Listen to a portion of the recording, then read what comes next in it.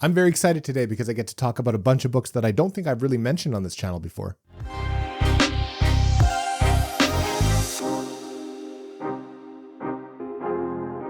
Hey guys, welcome back to the channel. I was tagged by my lovely friend Josh over at Red Fury Books. I'm gonna save you guys some time and get right into it. I'll sing his praises and tag some people at the end of this video.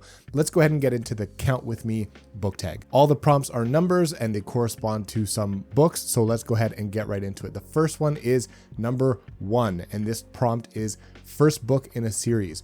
I'm gonna go ahead and choose a book that I haven't talked about, one that I really wanna read, and that is The Long Price Quartet by Daniel Abraham. Now, this is the first book in the series. It's called A Shadow in Summer, or A Shadow of Summer, and there's 4 books in the series. It's classified as sort of epic fantasy, and every subsequent book has like a season in it. Like I think the second one is called Betrayal in Winter.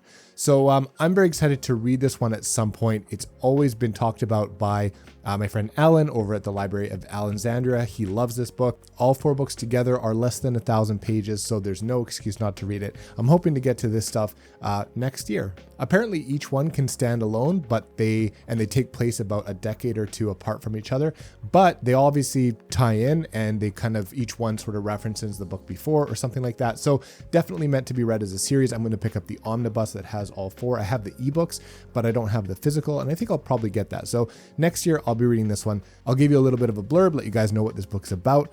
In a world of ancient empires and immortal magics, one man stands at the crossroads of history. The aggressively expansionist Galt Empire has already conquered lands across a huge continent, but the cities of the Kahim resist Galt's power with the Andat creatures of magic with godlike powers. So that sounds pretty awesome. Put on my radar by Alan. Obviously, he loves this series and hope to read it. Prompt number 2, 2 copies of the same book. I'm going to go with a series that I'm wrapping up hopefully this month if I can read the 3rd in the trilogy, and that is the Lycanius trilogy. This is the first book, The Shadow of What Was Lost. Bam, I have 2 copies of it. I have the paperback along with the other 2 books in the trilogy, and I found this beautiful hardcover, which is kind of hard to find where I am, and if you find them on eBay or used, they're actually quite expensive. So I picked that one up because I think eventually I would like to have the hardcover set versus the paperback set, even though this is a beautiful Orbit floppy paperback, my preferred type of book. This one is an epic adventure fantasy series about a world that's in disruption and under threat. There are warring factions and people who can use magic, others who can use a different type of magic. Magic's kind of forbidden. It's a bunch of craziness. The story plays with good versus evil. It plays with religion. It plays with the concept of time and traveling into time and different worlds and stuff. So very complex series. There's a lot going on here. I don't think I can really do it justice by trying to explain what it's about, and definitely wouldn't want to spoil the rest of the series. But yeah, I would recommend it. It's definitely fun.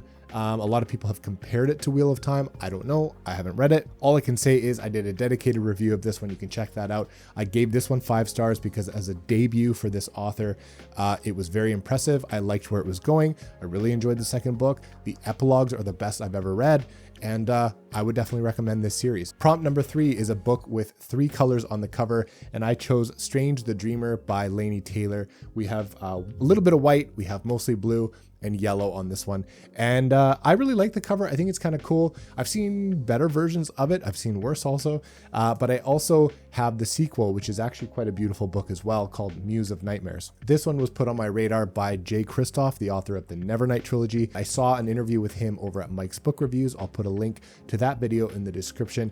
Go ahead and check that out. He seemed really down to earth, really funny Australian guy, and he gushed about this book and the writing and how unique it was and how he really likes Laini Taylor's prose. And so for that reason, I went out and picked it up, and I hope to read this one sooner than later. I'm thinking probably next year at some point. I have a lot of friends that like to read it too. This one is considered fantasy, often classified as YA fantasy. And I heard that the story is quite unique and the writing is very whimsical. And so when I'm in the mood for it, I'll probably reach for this one. The story follows Laszlo Strange, a war orphan and librarian in the world of Zosma, who undergoes an expedition to the mystic lost city of Weep, but discovers it is more than he believed it to be. So probably next year with some people, I'll get to this one. Prompt number 4 is 4 or more perspectives. For this one, I'm going to choose a series that is one of my favorites by one of my favorite authors. I'm not going to go ahead and pull the books down because there's snug all together up there, but that is The Fateful and the Fallen by John Gwynne. This is heroic epic fantasy. It's a series of 4 books foretelling an ancient feud between angels and demons destined to fight their god war over the Banished Lands, a land inhabited by humans and giants and all other manner of creatures. The prophecy states that there will be a champion for each side, one known as the Black Sun and the other as the Bright Star, and it is in this great war that the fate of the world will be decided. It is such a good series. There's also a sequel trilogy of 3 books that takes place like 100 years later, but I'm talking about the main Faithful and the Fallen series. There are tons of POVs. John Gwynne is an expert at bouncing between these points of view.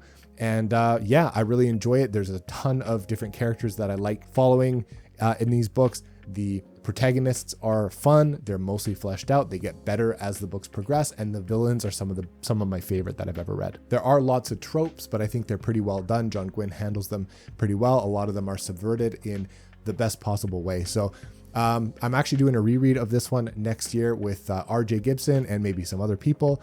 And yeah, one of my favorite series by one of my favorite authors. Prop number 5 is a 5-star read. And for this one, I am choosing a book by Patrick Ness called A Monster Calls. This one is YA fiction, fantasy fiction. It's about a young boy that struggles to accept the news about his mother's terminal illness and how he develops to kind of, grow and accept that, and how that impacts him and how he deals with it internally and externally. And it's a very moving, touching, kind of dark story. This one really resonated with me. I think I reached for this one around the time that I learned my mom had cancer again for the second time. And I don't know why I would do that to myself. I think it was right around that time. And it just really hit me. I thought it was well done. I also listened to the audio of this one, and I thought that it was very well acted, very well produced. It lent well to the overall atmosphere of the story, and I thought it was a really excellent audiobook. Prompt number 6 is 6 or more short stories. And for this one, I picked the collection, The Paper Menagerie and Other Short Stories by Ken Liu, the author of The Dandelion Dynasty. This collection has 14 short stories, of which I've only read one, and that is The Paper Menagerie. And The Paper Menagerie is about a biracial boy named Jack who struggles to embrace his heritage and how that develops as he gets older, and how his upbringing was and what his sort of internal struggle with having an immigrant parent. And so this one was an emotional, moving story that brought me to tears almost a couple times and really hit close to home and resonated because I have immigrant parents as well. I'm a first generation Greek Canadian. And so, yeah, I thought it was a beautiful story, very well done, only 10 or 20 pages, and I would recommend it. Prompt number 7 is a book with a number 7 on the spine. And I have to be honest, guys, I struggled to find one with the number 7, even the word 7 anywhere on it.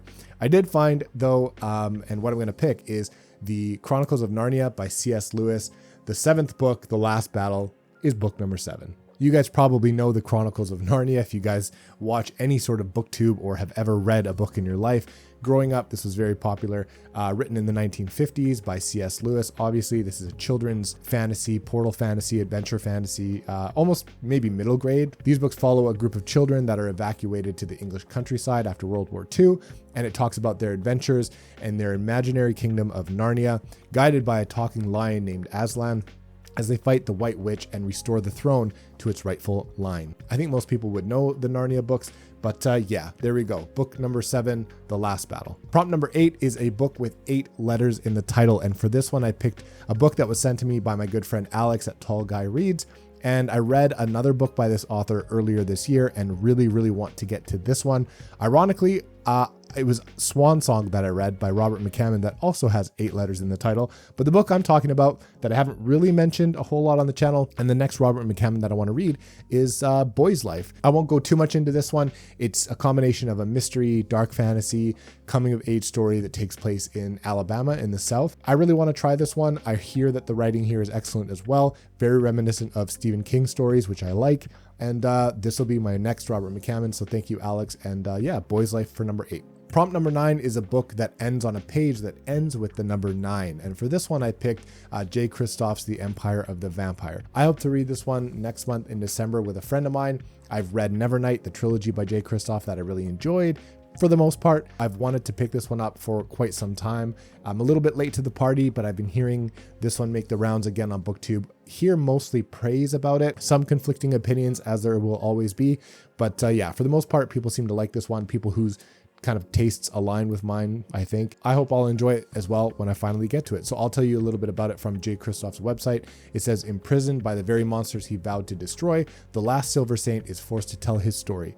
A story of legendary battles and forbidden love, of faith lost and friendships won, of the wars of the blood and the forever king, and the quest for humanity's last remaining hope, the Holy Grail. It sounds pretty awesome and very vampire-y, very Interview with the Vampire, very Name of the Wind a little bit in terms of the way the story is told and him kind of chronicling his tale and the time jumping back and forth. So yeah, sounds like it'll be fun. Prompt number 9, Empire of the Vampire. Finally, prompt number 10 is 10 books in a series. This one's kind of hard to find a book that has, or a series that has 10 books, but I'm going to choose one that I haven't really heard talked about a whole lot in this tag, but definitely talked about on BookTube, but not one that I've talked about really on this channel. And that is the Chronicles or Books of Amber series by Roger Zelazny.